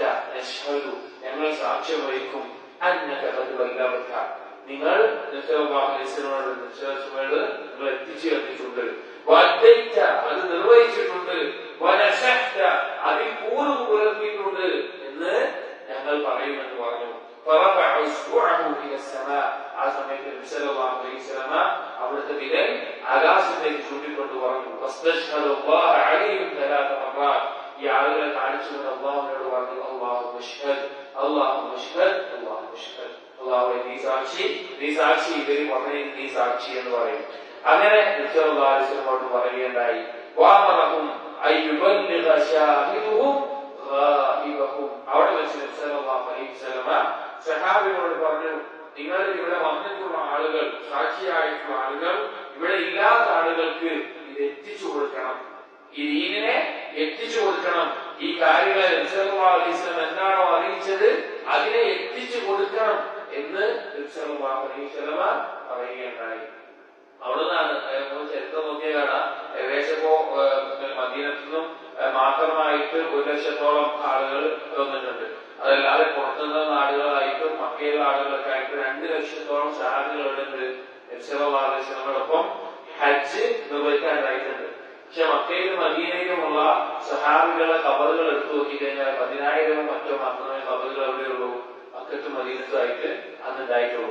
ബാക്കിയുള്ള സഹാബികളൊക്കെ വ്യത്യസ്ത നാടുകളിലേക്ക് ദീനിന്റെ ദഅവത്തിലും അവിടെ ദീന് പഠിപ്പിച്ചു കൊടുക്കാനും അങ്ങനെയുള്ള കാര്യങ്ങൾക്ക് വേണ്ടി സഹാബികളൊക്കെ വേറെ നാട് പോയിരുന്നു. അബൂദർദാ ദമസ്കസിലേക്ക് പോയി, ഇബ്നു മസ്ഊദ് കൂഫ ബസ്റ ഭാഗത്തേക്ക് പോയി, അതുപോലെ ഉമർ, അങ്ങനെ ഓരോ ആളുകളും മദീനത്തിൽ ഉണ്ടായിരുന്നു, മക്കയിൽ മദീനത്തിൽ മറ്റുണ്ടായിരുന്നു. ഓരോ സഹാബികളും വ്യത്യസ്ത നാടുകളിലേക്ക് അവർ ദീന് പഠിപ്പിക്കാനും മറ്റുമായിട്ട് പോവുകയാണ് ചെയ്തത്. ഇന്ന് നമുക്ക് ഈ ദഅവത്തിന്റെ ഉത്തരവാദിത്വം വ്യത്യാസം പറഞ്ഞാൽ ആളുകൾക്ക് എത്തിച്ചു കൊടുക്കണം. ഈ വ്യത്യാസം എന്താണ് പണി ചെയ്തത്? നബിമാർ അള്ളാഹുവിനോട് ചെയ്ത കടമകളിൽ അവർ അള്ളാഹുവിനെ ആരാധിച്ചിരുന്നത് ഏറ്റവും വലിയ രീതി ദഅവത്ത് കൊണ്ടാണ്. അപ്പൊ നമ്മൾ സ്വയം പരിശോധിക്കണം, നമ്മൾ എന്താണ് ചെയ്യുന്നത് അള്ളാഹുവിന്റെ ദീന് മറ്റുള്ളവർക്ക് എത്തിച്ചു കൊടുക്കുന്നത്. വിശേഷം അവിടെ വെച്ച് പറഞ്ഞു നിങ്ങൾ എത്തിച്ചു കൊടുക്കണം. ഒരൊറ്റ ഖുതുബയെ അവിടെ നിർവഹിച്ചിട്ടുള്ളൂ. വെള്ളിയാഴ്ച ജുമഅ നിർവഹിക്കുന്നത് പോലെ 2 ഖുതുബയും അതിനിടയിൽ ഒരു യുദ്ധമായിട്ടൊന്നും രീതി അവിടെ ചെയ്തിട്ടില്ല. കൃത്യം പറയാനുള്ള കാരണം എന്താണെന്ന് വെച്ച് കഴിഞ്ഞാല് ചില ചർച്ചയുടെ ഇടയിൽ തന്നെ നബി സല്ലല്ലാഹു അലൈഹി വസല്ലം വെള്ളിയാഴ്ച ദിവസമാണ് അറഫയിലുള്ളത്. അപ്പൊ അവിടെ നിർവഹിച്ചത് ജുമഅ ഖുതുബയാണ് എന്നുള്ള ചില അഭിപ്രായങ്ങൾ കൃത്യമായ ചർച്ചകളിലുണ്ട്. അപ്പൊ അതിനെതിരായിട്ടുള്ള മറുപടി ആയതുകൊണ്ടാണ് ഈ നിലക്ക് പറഞ്ഞിട്ടുള്ളത് ഒറ്റ ഖുതുബയെ നിർവഹിച്ചിട്ടുള്ളൂ. അങ്ങനെ ഖുതുബ നിർവഹിച്ചു കഴിഞ്ഞപ്പോൾ നബി സല്ലല്ലാഹു അലൈഹി വസല്ലം ബിലാൽ റളിയല്ലാഹു അൻഹുവോട് എന്ത് കൊടുക്കാൻ പറഞ്ഞു? ബാങ്ക് കൊടുക്കാൻ വേണ്ടി പറഞ്ഞു.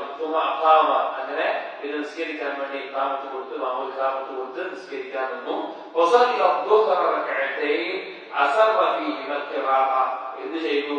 ദുഹർ 2 റക്അത്തായി നിസ്കരിച്ചു. 2 റക്അത്തായിട്ട് ദുഹർ നിസ്കരിച്ചു. അതിൽ ഖുർആൻ പാരായണം മെല്ലെയായിരുന്നു, അതോ ഉറക്കെയായിരുന്നില്ല. ഇതും ജുമഅ എല്ലാവരും നിർവഹിച്ചത് എന്നതിന് തെളിവായിട്ട് പണ്ഡിതന്മാർ എടുക്കാറുള്ള കാര്യമാണ്. അത് വെള്ളിയാഴ്ച ദിവസമായിരുന്നു.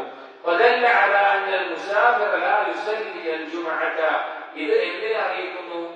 യാത്രക്കാരന് ജുമഅ നിർബന്ധമല്ല എന്നറിയിക്കുന്ന ഒരു കാര്യമാണത്.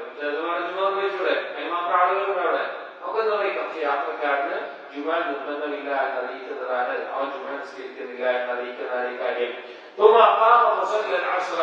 ദുഹറിന് ശേഷം വീണ്ടും ഇഖാമത്ത് കൊടുത്തു, അസ്ർ നിസ്കരിച്ചു. 2 റക്അത്തായിട്ട് അറഫയിൽ വെച്ച് നബി സല്ലല്ലാഹു അലൈഹി വസല്ലം ജംഉ ഖസ്റുമായിട്ട് നബി സല്ലല്ലാഹു അലൈഹി വസല്ലം നിസ്കരിച്ചു. വകാന മഅഹു അഹ്ലു മക്കത, നബി സല്ലല്ലാഹു അലൈഹി വസല്ലമയോടൊപ്പം മക്കക്കാരായ ആളുകൾ ഉണ്ടായിരുന്നു. ഫസല്ലു ബിസലാത്തിഹി ഖസ്റൻ വജംഅൻ, എന്നിട്ടും അവരെ കൊണ്ട് നബി സല്ലല്ലാഹു അലൈഹി വസല്ലം നിർവഹിച്ചു. ജംഉ ഖസ്റുമായിട്ടാണ് നിസ്കാരം നിർവഹിച്ചത്. വഫീഹി ഔദഹു ദലീൽ على أن سفر القصر لا يتحدد بمسافة معلومة. ഇത് വ്യക്തമായ ഒരു തെളിവാണ്. എന്തിനുള്ളത്? ഖസ്റാക്കാൻ വേണ്ടി ഒരു നിശ്ചയിക്കപ്പെട്ടിട്ടുള്ള അറിയപ്പെട്ടിട്ടുള്ള ഒരു ദൂരപരിധി നിശ്ചയിച്ചിട്ടില്ല എന്നതിനുള്ള തെളിവാണ് ഇത് പറയാം. അതായത് ഇതൊരു ശുദ്ധമായ മസലയാണ്. കാരണം ഖസ്ർ നിർവഹിക്കാൻ വേണ്ടിയിട്ട് 4 റക്അത്ത് നിസ്കാരം 2 റക്അത്ത് നിസ്കരിക്കുന്നത് യാത്രക്കാരനാണ്. ആ യാത്ര എത്രയാണ്, എത്ര ദൂരമുള്ള യാത്രയായിരിക്കാം എന്നുള്ള ചർച്ചയുണ്ട്. പണ്ട് കാലത്ത് ഉള്ള ചർച്ചയിൽ തന്നെ ചില മദ്ഹബിൽ 80 കിലോമീറ്റർ അന്നത്തെ കണക്കിൽ, അല്ലെങ്കിൽ 100 120 അങ്ങനെ പല രീതിയിലുണ്ട്. അപ്പൊ ഇബ്നു ഖയ്യിം റഹിമഹുല്ലാഹ് ഈ വിഷയം ചർച്ച ചെയ്തിട്ടുള്ള വിഷയത്തിൽ ഇതിന്റെ യഥാർത്ഥ കിതാബിലൊക്കെ അദ്ദേഹം ചർച്ച ചെയ്ത് പറയുന്നത് അത് പ്രത്യേകിച്ചൊരു ഇതില്ല, ഒരു ദൂരം നിശ്ചയിച്ചിട്ടില്ല. അത് തെളിവായി പറയുന്ന കാര്യമാണ്. കാരണം മക്കക്കാരുണ്ട്. മക്കയിൽ നിന്ന് അറഫയിലേക്കുള്ള ദൂരം എന്ന് പറഞ്ഞാല് ഇത് കാലത്ത് വലിയ ദൂരമല്ല, അത് ചെറിയ ഒരു ദൂരം മാത്രമേ ഉള്ളൂ. അപ്പൊ അത്ര കൃത്യമായി നിശ്ചയിക്കപ്പെട്ട ഒരു ദൂരപരിധി ഇല്ല എന്ന ശരിയായി പറഞ്ഞിട്ടുള്ള അഭിപ്രായത്തിനുള്ള തെളിവ് പിടിച്ചിട്ടുള്ളതാണിത്. ഇത് പണ്ഡിതന്മാർക്കിടയിൽ പല രീതിയിലുള്ള അഭിപ്രായങ്ങൾ വന്നിട്ടുണ്ട്. എന്നാലും നാം മനസ്സിലാക്കുന്നത് യാത്ര എന്ന നിലത്തിലുള്ള ഒരു വശം. ഒരാൾ യാത്രക്ക് വേണ്ടി പുറപ്പെടാന്നുണ്ടാവുമല്ലോ. സാധാരണ ഒരു നടപ്പായിട്ട് ഒരു ഉറപ്പനുസരിച്ച് നാട്ടിലൊരു നടപ്പനുസരിച്ച് ഒരാൾ യാത്രക്ക് പുറപ്പെടുക എന്ന നിലക്ക് പുറപ്പെടുകയാണെങ്കിൽ എന്താണ് കസ്റാക്കൽ അനുവദനീയമാണ് എന്ന നിലയ്ക്ക് അതാണ് അവിടെ ഉദ്ദേശിച്ചിട്ടുള്ളത്. അപ്പൊ അവിടെ വെച്ച് രക്ഷാശ്രമ നിർവഹിച്ചു.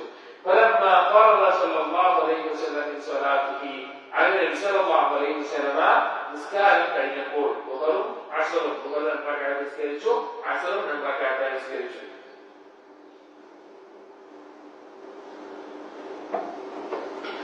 ركب حتى أتى الموقف.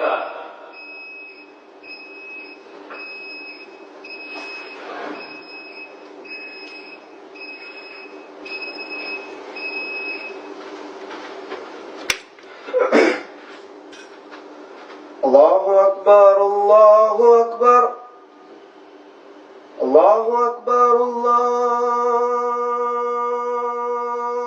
أكبر أشهد أن لا إله إلا الله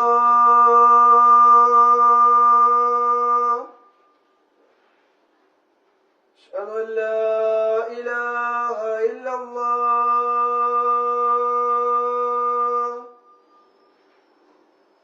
أشهد أن محمدا رسول الله أشهد أن محمدا رسول الله حي على الصلاة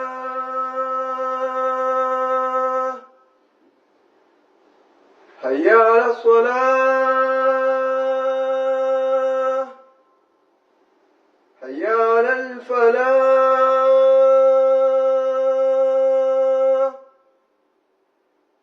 حي على الفلاح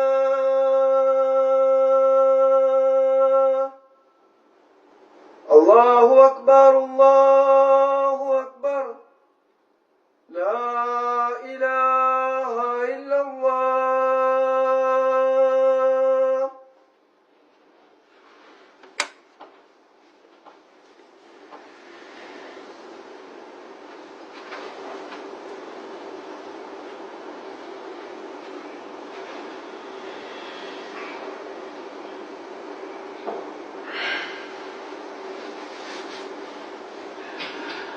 فلما فرغ صلى الله عليه وسلم من صلاته ركب حتى أتى الموقف. അങ്ങനെ നബി സല്ലല്ലാഹു അലൈഹി വസല്ലം നിസ്കാരം പൂർത്തീകരിച്ചപ്പോൾ ളുഹർ 2 റക്അത്ത്, അസ്ർ 2 റക്അത്ത് ജമാഅ നിസ്കരിച്ചു കഴിഞ്ഞപ്പോൾ റകിബ ഹത്താ അത്തൽ മൗഖിഫ. അങ്ങനെ നബി സല്ലല്ലാഹു അലൈഹി വസല്ലം ആ പ്രദേശത്ത് നിന്ന് അറഫ എന്ന പ്രദേശത്ത് നിന്ന് അറഫയുടെ ഭാഗത്തേക്ക് അറഫയുടെ പ്രദേശത്തേക്ക് പോയി. فوقف في ذيل الجبل عند الصخرات. അങ്ങനെ നബി സല്ലല്ലാഹു അലൈഹി വസല്ലം ഇന്ന് അറഫയിൽ പേര് ജബലുർ റഹ്മ എന്നെല്ലാം അറിയപ്പെടുന്ന ഒരു ചെറിയ കുന്നുണ്ട്. അതിന്റെ താഴ്ഭാഗത്തായിക്കൊണ്ട് അതിന്റെ കല്ലുകളെല്ലാം കൂട്ടിയിട്ടുള്ള ഭാഗത്ത് നബി സല്ലല്ലാഹു അലൈഹി വസല്ലം നിന്നു. واستقبل القبلة. അങ്ങനെ ഖിബലയിലേക്ക് തിരിഞ്ഞു. وجعل حبل المشاة بين يديه. ആ ഖിബലയിലേക്ക് തിരിയുമ്പോൾ കുറെ കല്ലുകൾ കൂട്ടിയിട്ടുള്ള ഭാഗം നബി മുമ്പിൽ ഉണ്ടായിരുന്നു. അവിടുന്ന് ഖിബലയുടെ ഭാഗത്തേക്ക് അവിടുന്ന് തിരിഞ്ഞുകൊണ്ട് നബി സല്ലല്ലാഹു അലൈഹി വസല്ലം നിന്നു. وكان على بعيره. നബി സല്ലല്ലാഹു അലൈഹി വസല്ലം അവിടുത്തെ ഒട്ടകപ്പുറത്തായിരുന്നു. فأخذ في الدعاء. അങ്ങനെ നബി സല്ലല്ലാഹു അലൈഹി വസല്ലം ദുആ ചെയ്യാൻ തുടങ്ങി. وتضرع. അങ്ങേയറ്റം താഴ്മയോടുകൂടി. والابتهال إلى غروب الشمس. അങ്ങേയറ്റം ആവശ്യക്കാരനായിട്ട് വീണ്ടും വീണ്ടും ചോദിക്കുന്ന രീതിയിൽ സൂര്യൻ അസ്തമിക്കുന്നത് വരെ നബി സല്ലല്ലാഹു അലൈഹി വസല്ലം അറഫയിൽ വെച്ച് ദുആ ചെയ്യുകയുണ്ടായി. നമുക്കറിയാം ഹജ്ജിന്റെ കർമ്മങ്ങളിൽ നിർബന്ധമായിട്ടുള്ള കാര്യമാണ് വുഖൂഫ് അറഫ, അറഫയിൽ നിൽക്കുക എന്നുള്ളത്. കാരണം അൽ ഹജ്ജു അറഫ എന്ന് പറഞ്ഞിട്ടുണ്ട്. അറഫയിൽ നിൽക്കാതെ ഒരാളെ ഹജ്ജ് ഉണ്ടാവില്ല, ശരിയാവില്ല. അതുകൊണ്ട് തന്നെ രോഗിയായിട്ടുള്ള ആളുകൾക്ക് കാണാം ആംബുലൻസ് മറ്റൊക്കെ അറഫയുടെ 9 അറഫയിൽ കുറച്ച് നേരം എന്ത് ചെയ്യണം? അറഫയിൽ നിൽക്കണം. അപ്പോ അതിൽ ഏറ്റവും അശിയത്ത് അറഫ, ഏറ്റവും മഹത്തായിട്ടുള്ള ദുആ ഉത്തരം ചെയ്യപ്പെടുന്ന വളരെ ശ്രേഷ്ഠമായിട്ടുള്ള സമയം അശിയത്ത് അറഫ എന്ന് പറഞ്ഞാൽ, അഥവാ ഈ മുഹർ മുതൽ മഗ്രിബ് വരെ അഥവാ സൂര്യൻ അസ്തമിക്കുന്ന വരെയുള്ള സമയം. അതിന് ഈ അവിടെ പറയുന്ന ജബുൽ റഹ്മ പേര് ശരിക്കുള്ള പേരെന്നല്ല, ആളുകൾ പറയപ്പെട്ട പേരാണ്. അതിന്റെ താഴ്ഭാഗത്ത് നിൽക്കുകയും ഖിബ്ലയുടെ ഭാഗത്തേക്ക് തിരിഞ്ഞുകൊണ്ട് കഅബയുടെ ഭാഗത്തേക്ക് തിരിഞ്ഞുകൊണ്ട് ദുആ ചെയ്യുകയും ചെയ്തു. ജനങ്ങളോട് കൽപ്പിക്കുകയും ചെയ്തു നിർവഹിച്ച സ്ഥലത്ത് നിന്ന് മാറി നിൽക്കാൻ വേണ്ടിയിട്ട്. കാരണം അറഫയുടെ പ്രദേശത്തെത്തണം.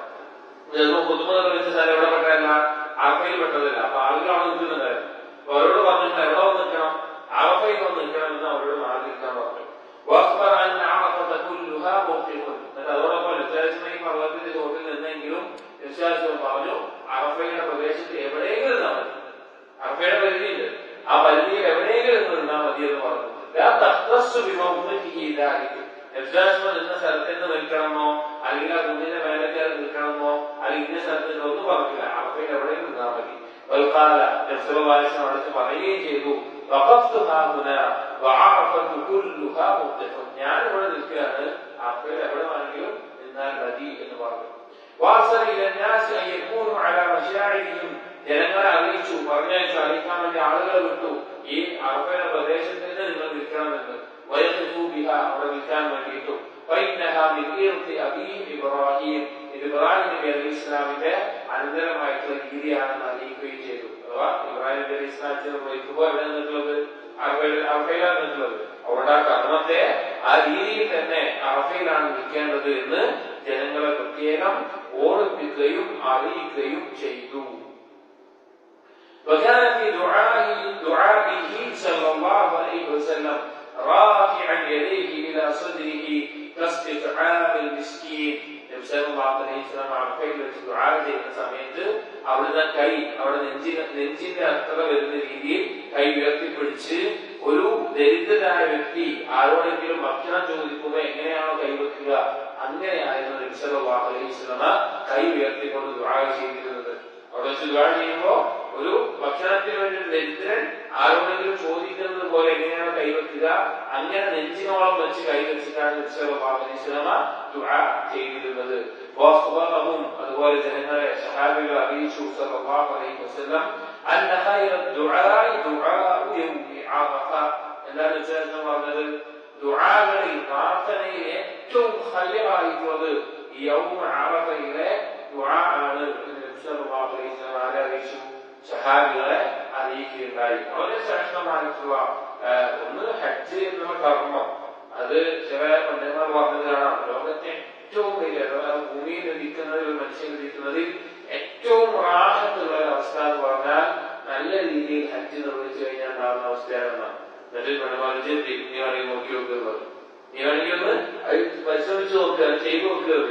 ഏറ്റവും റാഹത്ത് കിട്ടുന്ന ഏറ്റവും നല്ലൊരു അവസ്ഥ ഹജ്ജ് നിർവഹിച്ചു കഴിഞ്ഞാൽ സഹീഹായ നിലക്ക് ഹജ്ജ് നിർവഹിച്ചു കഴിഞ്ഞാലാണെന്ന് ചില പണ്ഡിതന്മാർ പറഞ്ഞതായിട്ട് കണ്ടിട്ടുണ്ട്.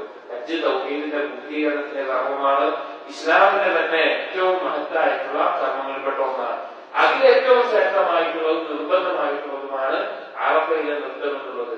അതിൽ അറഫയിലെ ഏറ്റവും പ്രത്യേകമായിട്ടുള്ള സമയമാണ് ദുഹർ മുതൽ സൂര്യൻ അസ്തമിക്കുന്നത് വരെയുള്ള സമയം എന്നുള്ളത്. ആ സമയത്ത് അറഫയിൽ വെച്ച് അറഫയുടെ പതിലുകൾ ധാരാളമുണ്ട്, ധാരാളം പതിലുകൾ. അറഫ ദിവസത്തിന്റെ പതിലായിട്ടുള്ള അറഫയുടെ പതിലായിട്ടുള്ള ധാരാളം കാര്യങ്ങൾ ഹദീസുകൾ വന്നിട്ടുണ്ട്. അവിടെ വെച്ച് ദുആ ചെയ്യുക എന്നുള്ളത് ഏറ്റവും അഫ്ളലായിട്ടുള്ള കാര്യമാണ്. പല സലഫുകളും അത് വളരെ പ്രത്യേകം ശ്രദ്ധിച്ചിരുന്നതായിട്ട് കാണാൻ സാധിക്കും. എന്നിട്ട് അവിടുത്തെ അറഫയിൽ വെച്ച് നബി സല്ലല്ലാഹു അലൈഹി വസല്ലം പ്രാർത്ഥിച്ചിരുന്ന ചില ദുആകൾ ഹദീസുകൾ വന്നത് ഇബ്നു ഖയ്യിം റഹിമഹുല്ലാഹ് കൊടുത്തിട്ടുണ്ട്. ചെറിയ ദുർബലതകൾ ഉള്ളതാണ്, പക്ഷെ എന്നാലും ദുആന്റെ ലഫ്ളുകളിൽ അത് വേറെ ദീനിന്റെ അടിസ്ഥാനമായിട്ടുള്ള കായികകളോട് എതിരല്ലാത്തതാണ് എങ്കിൽ ഏത് ദുആന്റെ ലഫ്ള് കൊണ്ട് നല്ല പ്രാർത്ഥന കൊണ്ടൊക്കെ പ്രാർത്ഥിക്കാം. ആ നിലയ്ക്ക് ഇബ്നു ഖയ്യിം കൊടുത്തിട്ടുള്ള ഉദാഹരണ പ്രാർത്ഥനകൾ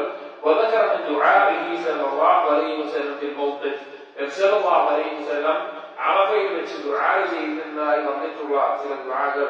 اللهم لك الحمد كالذي نقول خيرا مما نقول അല്ലാഹുവേ നിനക്കാണ് സർവ്വസ്തുതിയും ഞങ്ങൾ പറയുന്നത് കൊണ്ടും അല്ലെങ്കിൽ അതിനേക്കാൾ ഉത്തമമായിട്ടും اللهم لك صلاتي അല്ലാഹുവേ നിനക്കാണ് എന്റെ നിസ്കാരം വനുസുക്കി എന്റെ അറവ് അല്ലെങ്കിൽ എന്റെ ഹജ്ജ് കർമ്മം എല്ലാം ومحياي ومماتي എന്റെ ജീവിതം എന്റെ മരണം وإليك مآبي നിന്നിലേക്കാണ് എന്റെ മടക്കം ولك ربي فراقي നിനക്കാണ് റബ്ബേ എന്റെ എല്ലാവിധ ഞാൻ അധികാരപ്പെടുത്തിയിട്ടുള്ള എല്ലാം നിന്റേതാണ് اللهم إني أعوذ بك من عذاب القبر اللهم قبرك ഞാൻ രക്ഷ തേടുന്നു ووسوسة الصدر നെഞ്ചിലുണ്ടാകുന്ന വസ്വാസകളെ തൊട്ട് وشتات الأمر എന്റെ കാര്യങ്ങൾ ചിന്ത ഭിന്നമാകുന്നതിനെ തൊട്ട് اللهم إني أعوذ بك من شر ما تجيء به الريح ഒരു കാറ്റ് കൊണ്ടുവരുന്ന ഷർറിൽ നിന്നെല്ലാം എന്നോട് ഞാൻ രക്ഷ തേടുന്നു എന്ന് നബി സല്ലല്ലാഹു അലൈഹി വസല്ലമ പ്രാർത്ഥിച്ചതായിട്ടുള്ള ഒരു ഹദീസിൽ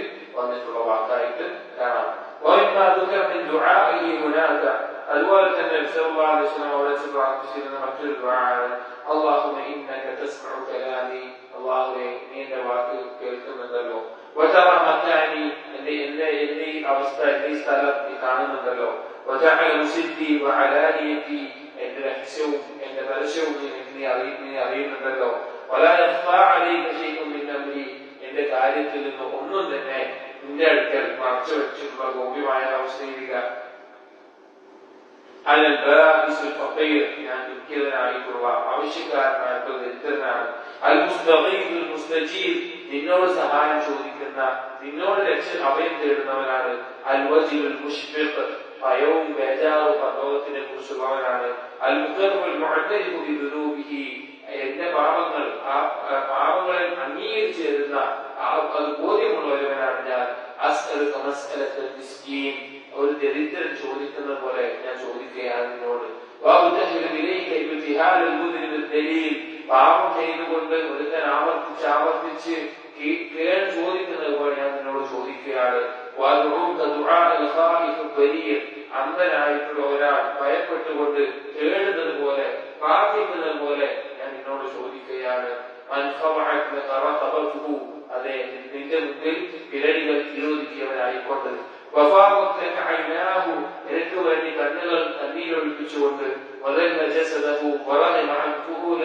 അവന്റെ ശരീരത്തെ വിരോധിപ്പിക്കൊണ്ട് ഏറ്റവും താഴ്ന്ന അവസ്ഥയായിട്ടുള്ള ഒരുവരെ പോലെ ഞാൻ നിന്നോട് ചോദിക്കുകയാണ് നിന്നോട് പ്രാർത്ഥിച്ചുകൊണ്ട് അതിലൊരു പ്രാർത്ഥന സ്വീകരിക്കപ്പെടാത്ത അവസ്ഥയിൽ നഷ്ടം പറ്റിയതായിട്ട് നീ എന്നെ ആക്കരുതേ എന്നോട് നീ അതിയായ കൃപയുള്ളവനും കാരുണ്യമുള്ളവനും ആകണമേ ചോദിക്കപ്പെടുന്നതിൽ ഏറ്റവും ഉത്തമനായിട്ടുള്ളവനെ നൽകുന്നവനിൽ ഏറ്റവും ഉത്തമനായിട്ടുള്ളവനെ എന്നുള്ള ആദ്യത്തെ ധരിച്ചാണ് ഇത് ഖുർആനി അദ്ദേഹത്തിന്റെ മുഅ്ജമുൽ കബീർ ഉദ്ധരിച്ചിട്ടുള്ള ദുആണ്. മറ്റൊന്ന് അഹ്മദ് ഉദ്ധരിച്ചിട്ടുള്ളത് من حديث عمرو بن شعيب عن أبيه عن جده رضي الله عنه قال كان أكثر دعاء النبي صلى الله عليه وسلم يوم عرفة صلى الله عليه وسلم إلى يوم عرفة دعاء يكتب الناس ومعنى لا إله إلا الله وحده لا شريك له له الملك وله الحمد وهو على كل شيء قدير إن الله هذا أفضل ما قلت أنه نبينا من قبلي يعني أنه يقول لعبادي وعليك ഏറ്റവും أفضل ആയത് ഇതാണ് എന്ന് പറഞ്ഞുകൊണ്ട് നബി സല്ലല്ലാഹു അലൈഹി വസല്ലമ പറഞ്ഞിരുന്ന കാര്യമാണ്. എന്നിട്ട് മുഖ്യം പറയാണ് ഈ ഹദീസിന്റെ ഈ പറഞ്ഞ ദുആകളുടെ സനദുകളിൽ ചെറിയ ചെറിയ ദുർബലതകളുണ്ട്. പക്ഷെ ദുആയുടെ ഭാഗിലും മറ്റ് ഹദീസുകൾ അതിനെ ശക്തിപ്പെടുത്തുന്നതിനാലും ഈ ഹദീസുകളെ ഈ ദുആകളെ ഇവിടെ കൊടുത്തിട്ടുള്ളതാണ്. ചില കിതാബുകൾ പണ്ഡിതന്മാർ സലഫുകൾ പലരും ദുആ ചെയ്ത അറഫയിൽ ദുആ ചെയ്ത ദുആകൾ മാത്രം കൊള്ളിയാണ്. ഇപ്പോ ഇബ്നു ഖുദാമ റഹ്മഹുള്ളാഹിയുടെ വസിയത്ത് ഇബ്നു ഖുദാമ എന്നൊരു കിതാബുണ്ട്. അതിന്റെ പകുതിക്ക് ശേഷമുള്ള ഭാഗത്ത് അറഫയിൽ വെച്ചെല്ലാം ദുആ ചെയ്ത സലഫുകളിൽ പെട്ട ആളുകൾ ദുആ ചെയ്ത പ്രാർത്ഥനകൾ മാത്രം കൊടുത്തിട്ടുള്ള മനോഹരമായ വാക്കുകൾ കൊണ്ടുള്ള പ്രാർത്ഥനകൾ കൊടുത്തതായി കാണാം. ഇത് ഈ രീതിയിൽ വന്നിട്ടുള്ള ദുആകളാണ് നബി സല്ലല്ലാഹു അലൈഹി വസല്ലം ദുആ ചെയ്തത്. വഹുനാക ഉൻസിലത് അലൈഹി അവിടെ വെച്ചാണ് നബി സല്ലല്ലാഹു അലൈഹി വസല്ലം ഇറങ്ങിയത്. സൂറത്തുൽ മാഇദയിലെ മൂന്നാമത്തെ ആയത്ത് എന്താണ് ആയത്ത്? اليوم أكملت لكم دينكم വഅത്മംതു അലൈക്കും നിഅമതി വറദീതു ലക്കും അൽ-ഇസ്ലാമ ദീനാ. ഈ ദിവസം നിങ്ങൾക്ക് ഈ ദീനെ പൂർത്തീകരിച്ച് തൃപ്തിപ്പെട്ട അവസ്ഥയിൽ നൽകുന്നു എന്നുള്ള ആയത്ത് ഇറങ്ങിയിട്ടുള്ളത്. അതിനുശേഷം മാസത്തിലാണ്. അതിനുശേഷം മുഹറം, സഫർ, റബീഉൽ അവ്വൽ 2 മാസമാണ് ജീവിച്ചിട്ടുള്ളൂ. അതിനുശേഷം എന്തിറങ്ങിയിട്ടില്ല? ഒരു അഹ്കാം നടന്ന ഒറ്റ ആയത്ത് ഇറങ്ങിയിട്ടില്ല. ഹുക്മ പഠിപ്പിക്കുന്ന ആയത്തൊന്നും ഇതിനു ശേഷം ഇറങ്ങിയിട്ടില്ല എന്നാണ് അദ്ദേഹം പറയുന്നത്. ചില ആയത്തുകൾ ശേഷം ഇറങ്ങിയതാണെന്ന് അഭിപ്രായമുണ്ട്, അല്ലെങ്കിൽ മറ്റു ചില ആയത്തുകൾ അതിനുശേഷം ഇറങ്ങിയതാണ് എന്നൊക്കെയാണ്. പിന്നെ 281-ാമത്തെ 10 അതൊക്കെ പിന്നീട് ഇറങ്ങിയതാണെന്ന് ചില അഭിപ്രായമാണ്. എന്നാലും ചില പണ്ഡിതന്മാർ ഇതാണ് അവസാനം ഇറങ്ങിയ ആയത്ത് എന്ന് അഭിപ്രായപ്പെട്ടിട്ടുണ്ട്. എന്നാൽ ഇതിന് ശേഷം ഒരു വിധി ഹലാലും ഹറാമും വേർതിരിക്കുന്ന രീതിയിൽ ഒരു വിധി ഇറങ്ങിയിട്ടില്ല എന്നാണ്. ഈ ആയത്ത് ദീൻ പൂർത്തിയാണ് എന്നിറങ്ങിയിട്ടുള്ള ആയത്ത് ആ സന്ദർഭത്തിലാണ് ഇറങ്ങിയത് എന്ന് ഇബ്നു ഖയ്യിം റഹിമഹുല്ലാഹ് അറിയിക്കുകയാണ്. അതിനുശേഷവും അതുമായി ബന്ധപ്പെട്ട് നടന്ന ചില സംഭവങ്ങൾ, അവിടെ ഒരു സഹാബി ആ സമയത്ത് അവക്കയിൽ വെച്ച് അദ്ദേഹത്തിന്റെ വാഹനപ്പുറത്ത് വീട് മരണപ്പെടുകയുണ്ടായി. അതുമായി ബന്ധപ്പെട്ട് ചില കാര്യങ്ങൾ അപ്പോൾ ആ സമയത്ത് ചെയ്യാൻ പറഞ്ഞതും അതിൽ നിന്ന് ലഭിക്കുന്ന അഹ്കാമുകളെല്ലാം ഇബ്നു ഖയ്യിം റഹിമഹുല്ലാഹ് പറയുന്നുണ്ട്. ഈ കിതാബിലെ രീതി തന്നെ മനസ്സിലാക്കാൻ സാധിക്കുന്ന ആളുകൾക്ക് വളരെ ഇഷ്ടപ്പെടും. കാരണം സീറ പറഞ്ഞുകൊണ്ട് അഹ്കാമുകൾ പഠിപ്പിക്കുന്ന രീതിയാണ്. സാധാരണ കിതാബുകൾ ഒരു ഹുക്ം പറയും, അതിന്റെ ദലീലുകൾ എടുക്കും. ഇത് നബി സല്ലല്ലാഹു അലൈഹി വസല്ലം ജീവിതത്തിലൂടെ കടന്നു പോകുന്നത് പോലെ ഓരോ സന്ദർഭത്തിൽ അതിന്റെ അഹ്കാമുകൾ പറഞ്ഞിട്ടുള്ള ഒരു രീതിയാണ് കിതാബിന്റെ ഇബാദത്തുകളുടെ വിഷയത്തിൽ ഇബ്നു ഖയ്യിം റഹിമഹുല്ലാഹ് എടുത്തിട്ടുള്ളത്. ഇൻഷാ അല്ലാഹ് ബാക്കി ഭാഗങ്ങൾ അടുത്ത ദിവസം വായിക്കാം. അല്ലാഹു സുബ്ഹാനഹു വ തആല നബി സല്ലല്ലാഹു അലൈഹി വസല്ലമയുടെ സുന്നത്ത് അനുസരിച്ച് ജീവിതം ക്രമീകരിക്കാനും അത് പിൻപറ്റിക്കൊണ്ട് ജീവിക്കാനും തൗഫീഖ് നൽകട്ടെ. സുബ്ഹാനല്ലാഹി വബിഹംദിഹി അശ്ഹദു അൻ ലാ ഇലാഹ ഇല്ലാ അൻത അസ്തഗ്ഫിറുക വഅതൂബു ഇലൈക്. وصلى الله على نبينا محمد وعلى آله وصحبه أجمعين.